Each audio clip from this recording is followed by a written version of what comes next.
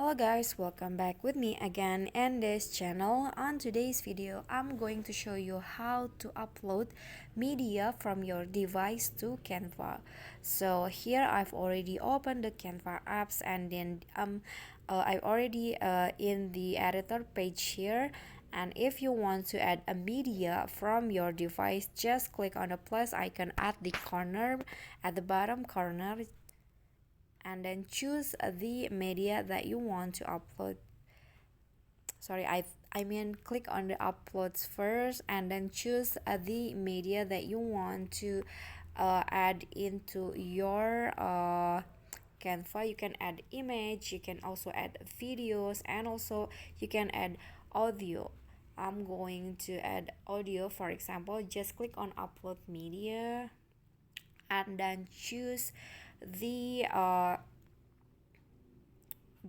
file that you want to add, for example this one, and then wait for the uploading process to finish.